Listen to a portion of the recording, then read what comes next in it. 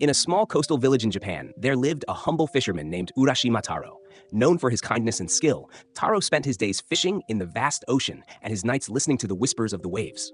But one day, the sea would offer him more than fish. It would change his life forever. As Taro walked along the shore, he noticed a group of children tormenting a turtle.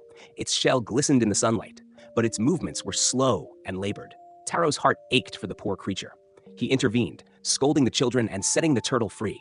The little turtle looked up at him with gratitude before disappearing into the waves. Taro thought nothing more of the encounter until the next day, when the sea revealed its magic. As he cast his net into the water, he was startled by a voice calling his name. It was the turtle, now fully recovered and much larger than before. "Urashima Taro," it said, "you saved my life. As a token of my gratitude, I invite you to Ryugu-jo, the dragon palace beneath the sea." Curiosity and wonder filled Taro's heart. He climbed onto the turtle's back, and together they dove into the sparkling blue depths. The water surrounded him, but he felt no fear, only awe. Schools of fish swam in dazzling formations, and the light danced through the currents like a dream. When they reached the dragon palace, Taro was greeted by Otohime, the beautiful daughter of the dragon king. The palace was a place of unimaginable splendor, with coral walls, pearl-studded ceilings, and shimmering treasures from the ocean's depths. Otohime thanked him for saving the turtle and invited him to stay as her honored guest. Days turned into weeks, and Taro was treated to feasts, music, and wonders beyond his wildest imagination. He felt as if he had stepped into a dream, one he never wanted to leave. But eventually, the thought of home tugged at his heart. Though the palace was magical, he missed his family, his village, and the life he had left behind. Otohime was saddened but understood his longing. Before he left, she gave him a parting gift, a beautiful lacquered box called a Tamatebako. "This box will protect you," she said, "but you must never open it. Promise me, Taro." He promised and climbed back onto the turtle, who carried him to the shore.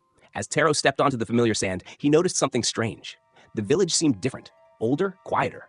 The people he once knew were gone, and no one recognized his name. Confused, Taro asked an elderly villager about his family. The man shook his head. "Urashima Taro? That's the name of a fisherman who disappeared 300 years ago." Shock and sorrow overwhelmed Taro. What felt like a few days in the Dragon Palace had been centuries in the human world. Everything he had known and loved was gone. In despair, he remembered the Tamatebako. Perhaps it held the answer to this cruel twist of fate. He opened the box. A cloud of white smoke poured out, and in an instant, Taro felt his body age rapidly. His hair turned white, his skin wrinkled, and his strength faded. The box, it seemed, held the time he had lost. As he looked out at the sea, Taro realized the truth. The Dragon Palace was a place beyond time, a world where eternity flowed differently. He had been gifted a glimpse of paradise, but it had come at a cost. And so, the legend of Urashima Taro lives on, a tale of kindness, wonder, and the bittersweet nature of time. It reminds us of the beauty and fragility of the moments we hold dear, and the inevitable passage of time that we cannot escape. What would you do if you were Urashima Taro? Would you have opened the box? Or would you have carried its mystery forever?